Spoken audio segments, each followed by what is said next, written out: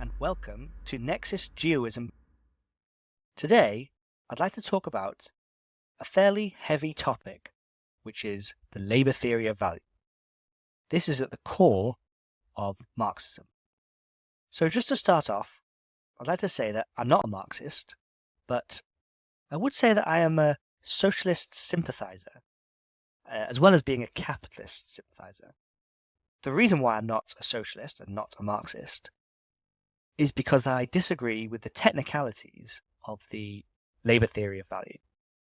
So, to people who don't know, the core of Marxism, I would say, is the labour theory of value.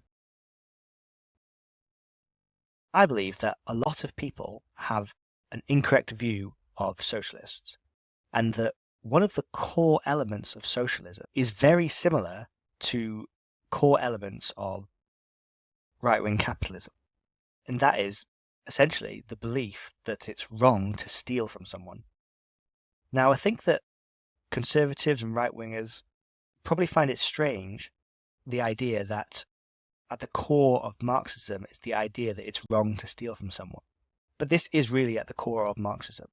And I think they would believe that that's weird because right-wingers view Lenin, and I would say correctly, as someone who goes about trying to steal from other people.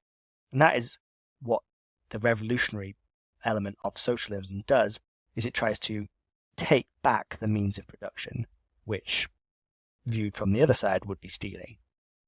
Anyway, the point is that it's not simply that socialists want to take other people's stuff, it's that they believe that they're taking back their own stuff. And so, because of that belief, at the core of their philosophy is also the idea that stealing is wrong. So where does this idea come from, that at the core of socialism is the idea that stealing is wrong? And that comes from Marx's labour theory of value. And the labour theory of value, the conclusion of it, is that the owner class is stealing from the working class. And so what's the reasoning and what's the logic behind this?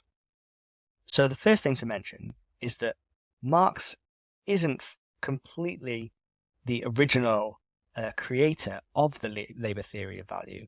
This was actually an idea that was developed before him, famously by a man called David Ricardo, and additionally, it was more of a well-known concept, fairly undisputed, prior to Marx. So Marx went into it believing that this was a undisputed concept. The thing that Marx added was the idea that the labour theory of value results in a form of stealing.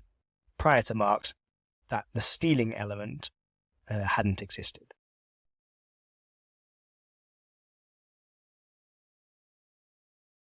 So what is the labour theory of value? Essentially, it's the idea that value comes from labour. And more specifically, that value comes from labour time. That's the crucial element of it. All of the valuable things in the world, a pen, a chair, a TV, they are all a mix of two things. They're a mix of natural stuff and human effort. And so therefore, if you put the natural stuff to one side, that means that value only comes from human effort. And so there's two distinctive claims there. One is that value is coming from human labour, which is true, apart from natural stuff. And the other bit is that value comes from human labour per unit of time. And it's that second bit that I disagree with. On the face of it, value does come from labour per unit of time. If it took a bricklayer 1 hour to build 1 metre of wall, and you discovered a 3 metre long wall, well then you would know that that wall has got 3 hours worth of human effort embodied inside of it. Similarly, if there was a 10 metre long wall, it would be a 10-hour long effort of a thing. And so for simple stuff like building a wall, all of this checks out. And it doesn't necessarily apply to building a wall. It can be planting crops, building something in a factory. a carpenter making a chair, for example. And this is what I would say is the initiating steps for where the problem comes in. Because I believe that from this point, you have the fallacy of composition. The fallacy of composition is where you say that since something is true for part of a thing, it must therefore be true for the whole of the thing. So, for example, since part of a car is made from tyres, therefore the whole of a car is made of tyres. Now that might sound a bit stupid, and that would be that because that's the fallacy of composition, and it's a fallacy. But this is where the fallacy of composition comes in with Marx. Because it's true that 1 hour's worth of time is embodied in a wall that is 1 meter long, and 1 hour's worth of time is embodied in a chair that's built, etc. But that doesn't necessarily mean that all forms of labour operate in the exact same way. And the fallacy of composition would be to say, since this works for chairs and walls and crops, it must work for every type of labour. That's a fallacy of composition. And I'll go into more of these details. So there's two parts to Marx's labour theory of value. The first part is the idea that value comes from labour time. And that was an idea that was developed before Marx. The second part is the idea that there's some sort of stealing being involved somewhere. So let me try and explain why Marx believes there's a stealing element here.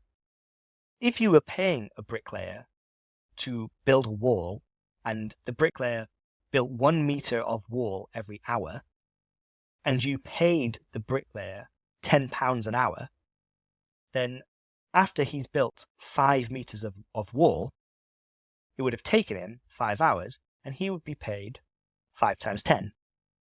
But the capitalist that owns the company that the bricklayer works for will charge the customer more than £50. They'll charge the customer, say, £60. So the customer pays £60 for a 5 meter long wall. The bricklayer gets paid £50, and the capitalist takes £10. The idea that this is stealing is because the capitalist did nothing, and the wall exists, and therefore the worker should have been paid 60 divided by 5 rather than 50 divided by 5. Therefore, the £10 that ultimately went to the capitalist, that is stolen value. The terminology that Marx uses is that that is surplus value, and Marx wants people to think of surplus value as essentially unpaid labour. That's the crucial element of Marx's idea, which is that surplus value is unpaid labour, and surplus value is the difference between the selling price, which he calls exchange value. So it's the difference between the selling price and how much you paid the workers, and not including costs of bricks and stuff, just for simplicity. In other words, it's the profit. So the profit is the surplus value, and the surplus value is unpaid labour. So what that means is that profit is stolen labour. So I would say that was a fairly decent explanation of Marx's view of the labour theory of value. And so one question you might be asking yourself here is, how does the capitalist get away with this? If it's clearly stealing, how does this persist? And this is where the phrase, the means of production, comes in. It's because the capitalist owns the means of production that allows them to get away with this. The workers don't own the means of production, and that creates a dynamic where the workers need to sell their labour for less than it's worth to the capitalist, and the capitalist ends up accumulating some of the wealth that they generate. That is a coercive relationship, and the capitalist is benefiting from that. Therefore, that's the definition of exploitation. So in this brief summary, the workers don't own the means of production, the capitalists do own the means of production. That results in the workers needing to work for the capitalists in order to survive on a wage. And the capitalists will pay them less than the revenue of the businesses.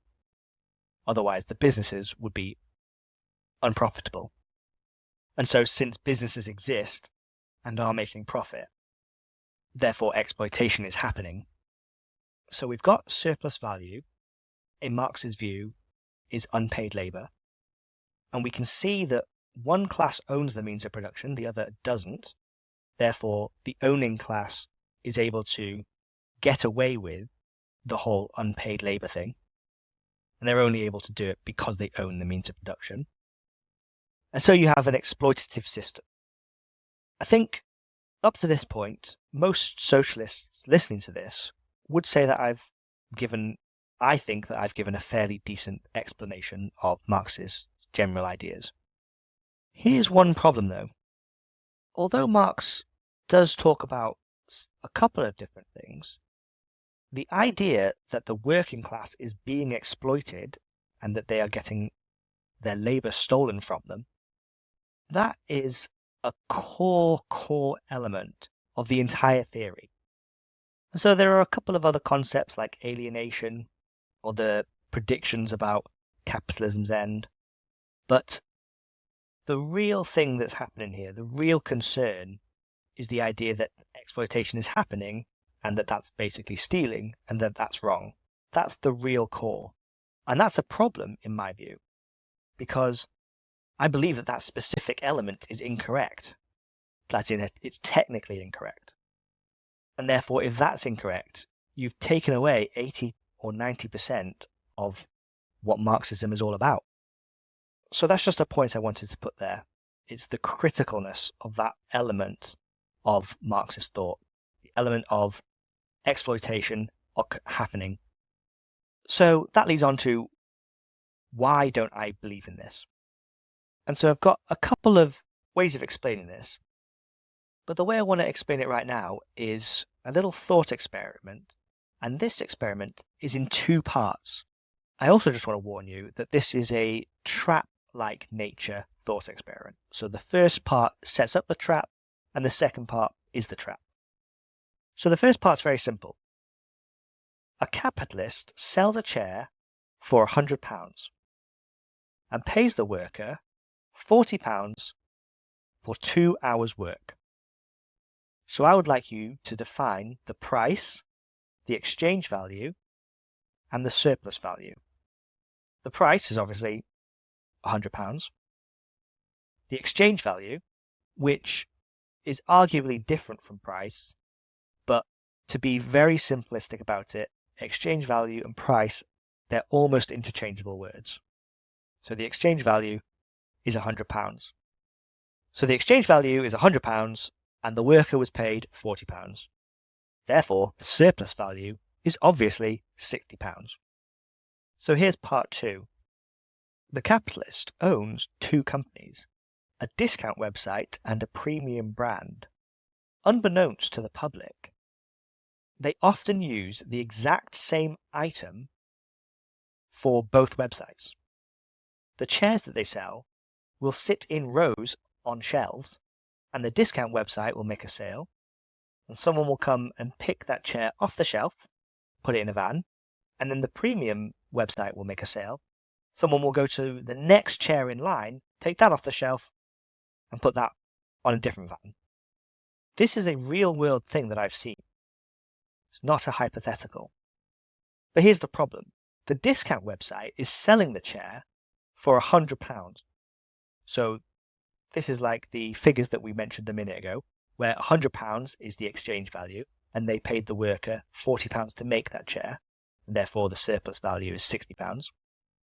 And so for the discount website and the £100 exchange value, £60 surplus value, and £40 wage, Marx would say that the £40 wage isn't enough, and that for the chair, the worker should be paid the full value of the surplus value, which was £60. Therefore, the chair was sold at £100, the worker should be paid £100. That's the general idea of Marx's theory. However, in this particular company, they also have the premium brand, and the premium brand is able to sell chairs for £300, the exact same chair. So now there's a big pickle. because there's a new exchange value or a new price, and suddenly the surplus value, there's an extra £200 of surplus value, even though the labour that went into making the chair was previously defined to be valued at £100. So this is the thought experiment, basically showing potential problem in Marxist theory. I've written 7 counter-arguments to this, and I don't want to go through them in this podcast, as that would be slightly too meticulous, even for myself. So I just want to explain a few additional elements. The first one is one of the ideas around coercion and exploitation. So the name of the podcast being Nexus Geoism, I'm a geoist / Georgist, and without talking too much about Georgism essentially believes that there is exploitation in the fact that some people don't own land. So I would say that there's 2 forms of exploitation occurring here. One is exploitation relating to not owning land, and the other is exploitation relating to the labour theory of value. And these are separate because it is possible to have a situation where everyone owns the same amount of land, but somebody works for a capitalist, and therefore that is still by definition exploitation via the labour theory of value, because they're getting their value stolen. So just to pause, I agree with exploitation due to not owning land, which I would call economic exploitation. I disagree with exploitation via the labour theory of value. One of the other ways that you can nullify economic coercion or economic exploitation is by universal basic income. If you give everyone universal basic income that is sufficient, you can't then have exploitation. You can't then have economic exploitation where people are being exploited due to their circumstances, because if the UBI is high enough, they should have the means of subsistence or the means to live, and therefore can't be exploited necessarily. Whereas even if you give people universal basic income, and even if this is generous, it's still possible that the labour theory of value will hold. So here's where I want to introduce my own terminology and explanation for this. I believe that there are, at least in this instance, 2 important forms of labour. One form I would call perishable labour, and the other form I would call non-perishable labour. So perishable labour is labour that you can imagine the embodied labour of that. The embodied labour would be destroyed if the item was destroyed. So a bricklayer building a wall, for example, if they build 1 meter's worth of wall, and someone comes down and knocks the wall and destroys it, then their labour effort has sort of vanished, disappeared. So their labour in that instance is perishable. Whereas the branding example, when somebody adds branding and improves the value of something based on branding, that value persists from one item to the next, and therefore it has a non-perishable element to it. And this is the key point. Marx's labour theory of value does work when you only consider perishable labour. In the world of just perishable labour, it works, it makes sense, but it doesn't work with non-perishable labour. And so what might non-perishable labour include? Well, unfortunately, it includes the kind of things that a business owner would do. It's all the entrepreneurial type activities. It's research into finding gaps in the market. It's branding. It's efficiency improvements.